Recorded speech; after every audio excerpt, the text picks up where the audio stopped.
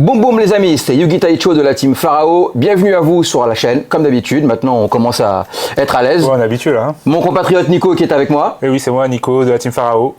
Salut les amis. Alors aujourd'hui, une petite vidéo spéciale. On a eu très rapidement des retours sur la chaîne de gens qui nous ont dit voilà. D'ailleurs, merci déjà de tous ces retours.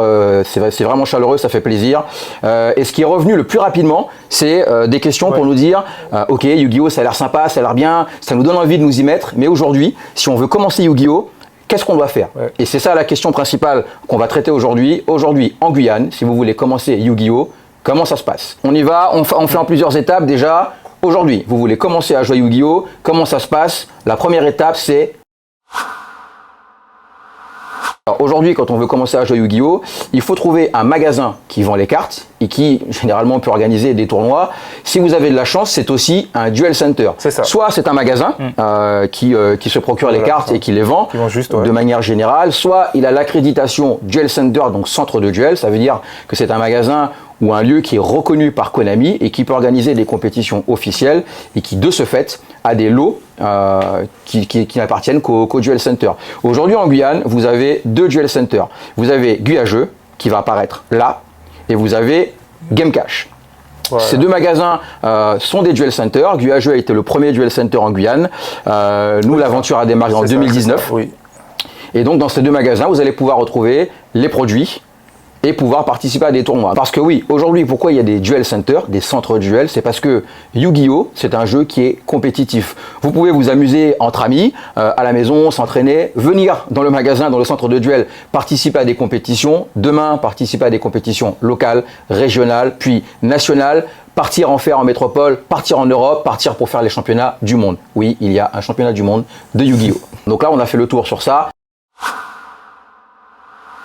On va en arriver au deuxième point, qui est sans doute l'un des plus importants. C'est le plus important, c'est qu'est-ce que je dois acheter? Et ça va être vraiment important de savoir pour ne pas s'éparpiller. Mais pour ça, je vous propose qu'on aille faire un petit tour dans la vitrine qui est derrière moi. Nico, on va récupérer les produits. Pas de souci.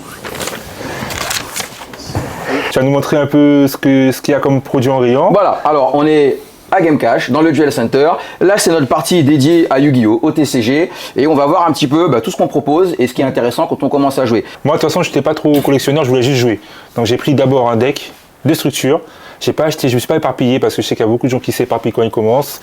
J'ai pris mon deck de structure et j'ai acheté des cartes à côté qui, pour l'agrémenter, pour l'améliorer. Qui peuvent améliorer le deck que tu avais déjà. Voilà. Je pense que l'information importante ici, c'est de ne pas s'éparpiller. Quand on commence, c'est de ne pas dépenser l'argent à tout va. On peut vite se retrouver dans Yu-Gi-Oh à dépenser, je vais vous dire une bêtise, 50, 100, 200, 300 euros. Ça ne veut pas dire que vous aurez de quoi jouer, ça ne veut pas dire que vous aurez un deck construit autour d'une logique. Voilà, c'est ça, c'est tout à fait ça. Alors, du deck de structure. Super. Nico, tu vas m'aider. Yes. Tac, on va se prendre quelques boosters. Hop, une petite tin box. Une petite sleeve. Voilà, hop. Voilà. Un portfolio. Quelques petites pages. Hop. On va se faire plaisir. Ouais, on est à la maison. Des sleeves. Hop. Et un tapis. C'est déjà pas mal. On est parti.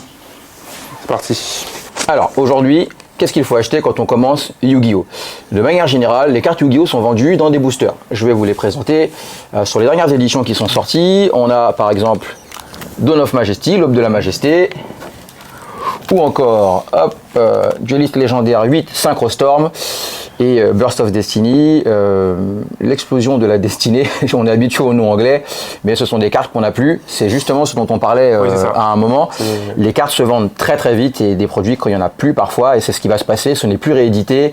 Donc essayez d'acheter les produits quand ils sortent, quand vous en avez besoin, parce que ça va être compliqué de les retrouver selon là où vous êtes. Bien sûr, dans les grandes mégalopoles, on va les trouver plus longtemps, mais ça disparaît relativement vite. Alors, les boosters, et tu vas nous présenter, Nico, les decks de structure. Donc, on a le deck Les Chaînes Glaciales et le deck de structure Assaut Cyber. Voilà. En fait, on présente ces deux-là parce que c'est les deux qui nous restent en fin de compte. Voilà. Mais c'est les deux derniers aussi. Hein. C'est les deux derniers. Les deux derniers, si. J'ai un doute. Si. Avant, il y avait les Charmeuses, peut-être. Les Charmeuses sont sorties juste avant, d'accord. Donc, voilà, c'est les deux derniers. On va s'arrêter là-dessus, on va faire un petit point là-dessus parce que le deck de structure, c'est sans doute le produit le plus intéressant de Yu-Gi-Oh! Effectivement. Produit qui a été créé par Konami justement pour cette logique, de se dire quand les gens commencent, au lieu de s'éparpiller, de dépenser de l'argent, de dépenser peut-être 20, 30, 40, 50, 70, 200 euros et de ne pas avoir en fin de compte de quoi jouer, ils ont créé ce deck de structure. Un deck de structure, qu'est-ce que c'est? Eh bien, on va en retourner un. C'est un deck qui est prêt à l'emploi. C'est un deck de 40 cartes. Vous avez la liste des cartes à l'arrière avec l'extra deck. Ce sont les cartes de l'extra qu'on présentera peut-être plus tard. Vous avez à l'intérieur un petit livret de règles et un tapis. Un peu comme celui-ci, mais ce sera un tapis en papier qui présente les zones. Donc il y a déjà un peu tout ce qu'il vous faudra pour commencer à jouer, connaître un minimum les règles et être compétitif. Alors, compétitif, les decks de structure sont censés être compétitifs, ils ont été étudiés pour. Alors bien sûr, quand on parle de compétitif, vous n'allez pas acheter un deck de structure et être aussi fort que des gens qui ont des decks qu'ils ont réfléchi pendant des semaines, des mois. Mais en tout cas, si vous achetez ce deck de structure, et comme l'a dit Nico tout à l'heure, qu'on conseille en 3 exemplaires, pour une raison très simple, un deck de structure, il y a en général une carte de chaque à l'intérieur. Et dans le jeu de cartes Yu-Gi-Oh, vous pouvez jouer une carte maximum en 3 exemplaires. Donc on conseille, et c'est ce qu'on nous a conseillé nous quand on a commencé à jouer, on conseille d'acheter un deck de structure en 3 exemplaires. Comme ça, vous aurez toutes les cartes du deck en 3 exemplaires et vous pourrez, en les fusionnant, en les mélangeant avec l'aide de gens qui vont vous aider pour ça, avoir un deck qui sera compétitif tout de suite, avec lequel vous pourrez venir participer aux différents tournois. Là, dans le deck de structure, on sait ce qu'on a. Puisque tout à l'heure, on parlait des boosters, je vais en reprendre quelques-uns, je vais les mettre par-dessus. Ouais, voilà. Ça, c'est super important en fait. Un booster de cartes, par définition, c'est un paquet de cartes. Et à l'intérieur, vous allez avoir des cartes totalement aléatoires. Ça va varier de 5 à 9 cartes en fonction de l'extension, si c'est une extension principale ou secondaire. Et encore une fois, ces cartes sont totalement aléatoires. Vous pouvez ouvrir des centaines de boosters sans forcément avoir des choses qui vont être intéressantes pour vous, en tout cas pour ceux que vous voulez jouer.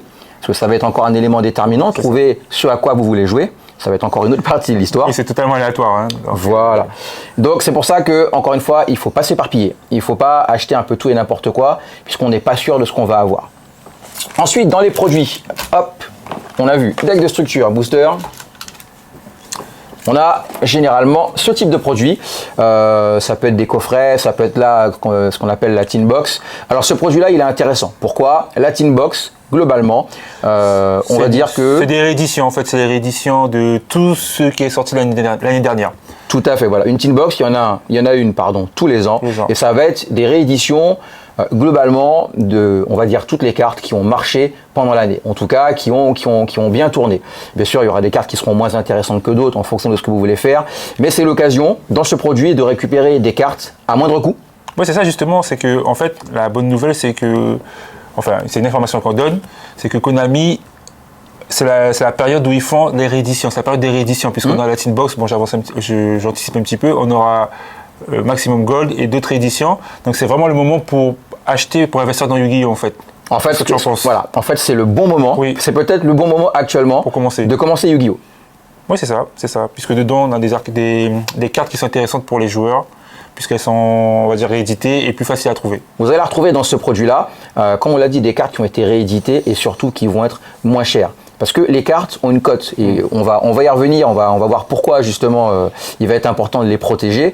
Ces cartes-là, elles ont une valeur puisqu'on parle d'un jeu qui est compétitif. Donc une fois sorties de leur petit booster, elles vont avoir une valeur en fonction de leur intérêt en compétition. Vous allez vite vous retrouver avec des cartes qui cotent à quelques centimes et certaines 10 euros, 20 euros, 30 euros, 40 euros, 50 euros. Voilà. Et justement, si on donne des valeurs, c'est que par exemple, une carte qui a coûté 50 euros il y a 6 mois, quand elle est rééditée à l'intérieur de cette tin box, si vous la trouvez, elle en vaudra peut-être 10 ou 5. 10 ou 5, c'est ça. Oui, c'est ça. On passe à la suite. Hop.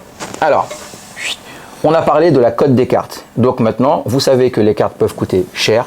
Elles peuvent coûter même très cher. Et il va être important, à juste titre, non seulement parce qu'elles coûtent cher, mais parce qu'en plus, vous allez prendre soin de votre matériel. Il va être important de protéger les cartes.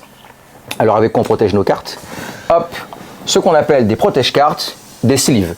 Je vais vous montrer un exemple, voilà, avec ce dragon noir aux yeux rouges, de toute beauté, n'est-ce pas? Cette petite sleeve, un protège-carte. Celle-ci c'est noir, là tu montres une monte, et tu as plein de couleurs. Il y a vraiment un peu de toutes les couleurs de l'arc-en-ciel, on peut choisir son style et se faire plaisir. Donc il est très très important de protéger ces cartes. Après, il y a différentes façons de les protéger. Vous avez des sleeves comme ceci, vous avez ce qu'on appelle des sur-sleeves. Donc c'est une sleeve qu'on va mettre par-dessus la première sleeve. Vous nous suivez toujours? Je vous donne un exemple tout de suite, hop, avec ceci, un dragon épée boréale, voilà. La carte est protégée dans une sleeve qui elle-même est dans une sursleeve. Voilà, puisque depuis quelques mois maintenant, on a le droit d'utiliser des sursleeves. C'était interdit avant, j'avais oublié ça. C'était interdit, bien sûr. Mais on a le droit de les utiliser pour la compétition. Hop, c'était pour montrer le petit exemple. Après, vous avez tout ce qui est périphérique. À Yu-Gi-Oh! On a parlé des protections de cartes. Vous avez, on va les prendre au hasard, vous avez les tapis, comme celui qui est ici. Donc là, un produit de Konami. Le dernier qui est sorti d'ailleurs, un tapis autour des dieux égyptiens. On va vous montrer à quoi ça ressemble. Hop. Et les 3 dieux égyptiens. Voilà. Ouais. Voilà à quoi ça ressemble un tapis de Yu-Gi-Oh! Vous avez les différentes cases. Alors là, il n'y a pas les noms, parce que normalement, on les connaît au bout d'un moment, mais vous aurez toujours quelqu'un pour vous les apprendre et pour vous aider. Mais c'est globalement les différents endroits où on va poser les cartes, où on va poser son paquet de cartes, son extra deck, le cimetière. Il y a vraiment un endroit spécifique prévu pour tout dans Yu-Gi-Oh! On va le laisser là pour la démonstration. On a parlé de tapis. Vous pouvez avoir éventuellement un tube pour protéger votre tapis, le mettre à l'intérieur. On protège même les tapis dans Yu-Gi-Oh! C'est des tapis qui valent super cher. Il y a des tapis qui valent très cher. Bon, ce serait long de parler de tout ça. C'est plein de choses que vous allez apprendre au fur et à mesure. Alors, on est vraiment sur le commencement. Ce type de produit qu'on appelle une deck box, donc une boîte pour ranger vos cartes. Il y en a de différents types, de différentes matières qui ont différents prix. Vous pouvez démarrer avec une deck box tout à fait classique qui va coûter 3, 4, 5 euros. Les entrées de gamme, ça c'est plutôt du premium, ça. Hein. C'est du premium, les deck box coûtent un peu plus cher. Alimenté, et puis la finition. Et à l'intérieur, vous allez ranger votre paquet de cartes. Qu'est-ce qu'on n'aurait pas montré? Un portfolio. Hop. Oui, super important aussi. Je vais le sortir. Parce qu'au bout d'un moment, on aura plein de cartes et il faut pouvoir les ranger, quoi. C'est ça, Yu-Gi-Oh! Donc Trading Card Game, c'est un jeu de cartes à jouer et à collectionner. Donc vous avez ce type de produit qu'on appelle des portfolios. Hop. Il y en a pareil de différentes tailles, 360 cartes, 480 cartes. Et vous allez pouvoir à l'intérieur ranger vos cartes de collection pour les protéger. Hop, une petite démonstration s'impose. On peut même le faire directement avec la sleeve. Voilà, c'est ça. Et vos cartes sont à l'abri. Voilà, je sais où est mon dragon épée Borel. Est-ce qu'on a montré un petit peu tout? Après, vous avez ce type de produit. Hop. Si vous n'aimez pas les portfolios, que vous ne voulez pas être cantonné à un nombre de cartes, à un portfolio de 180, 360, 480 cartes, vous avez la possibilité d'acheter ce type de produit. Donc ce sont des feuilles individuelles qu'on va pouvoir mettre dans un classeur tout à fait classique. Ça peut être un classeur de collection, un classeur Yu-Gi-Oh!, un classeur que vous aviez quand vous étiez en 6e, par exemple. C'est vrai. Et vous allez pouvoir mettre, pareil, ce type de feuilles à l'intérieur, ranger vos cartes. C'est vrai que ça a l'intérêt de pouvoir être changeable facilement. Là, je me suis trompé, je vais retirer une page, je vais en rajouter une, je voulais rajouter quelque chose. Il y a une facilité d'emploi qui peut être sympathique. On a fait le tour, je pense, globalement de ce qui est périphérique à Yu-Gi-Oh! Ouais, c'est bon. Il va être important. Alors, encore une fois, c'est pour ça que j'utilise le mot périphérique. Vous n'êtes pas obligé d'acheter ça quand vous commencez. Si vous avez envie de vous faire plaisir, c'est parfait. En plus, pour moi, je pense pour nous, joueurs, ça montre un peu l'investissement, l'intérêt qu'on a pour nos produits quand on a des cartes, de les protéger, de les ranger dans des protège-cartes, de ranger les cartes dans une deck box, d'utiliser un tapis. Bon, c'est un côté un peu stylé, je pense, c'est plus pour le style, mais aussi de pouvoir placer les cartes correctement sur le board, sur le terrain, de manière à ce qu'il n'y ait pas d'ambiguïté quand vous jouez. Donc tout ça, c'est un peu périphérique, encore une fois. Vous allez faire ces achats peut-être par la suite. Le plus important, on l'a vu, où commencer, qu'est-ce qu'il faut acheter, ce qu'on conseille nous, alors on va faire un point là-dessus, on n'a pas la science infuse. Ce qu'on vous fait là, c'est un retour de joueur, moi un retour de responsable de Duel Center. Voilà, pour nous en tout cas, c'est peut-être pas la meilleure des solutions, mais la bonne pour nous, c'est de commencer avec un deck de structure. Et si vous avez la possibilité de le faire avec 3 exemplaires de ce deck de structure. Dernier point qui nous paraît important, quel que soit l'endroit où vous êtes dans le monde, quand vous commencez Yu-Gi-Oh!, c'est cet aspect communautaire. C'est ça. En fait, dans Yu-Gi-Oh!, ce que j'ai vraiment aimé, moi, c'est l'aspect communautaire, l'aspect voir des gens en vrai. Parce que tu me connais, on a commencé, nous, à se connaître en jouant chez toi, on faisait des soirées jeux. Et puis, petit à petit, ça a disparu. En jouant online. Alors ça a disparu déjà pour cause de crise sanitaire. Voilà, c'est ça. Puisqu'on n'a plus la possibilité de se voir, de se rencontrer. Et c'est ça l'intérêt de Yu-Gi-Oh! Puisque comme le disait Nico, et comme je l'ai dit tout à l'heure, c'est un jeu qui est communautaire, qui va rassembler autour de cette passion commune qu'est le jeu de cartes. Ça va nous permettre d'échanger avec notre partenaire, notre adversaire du moment.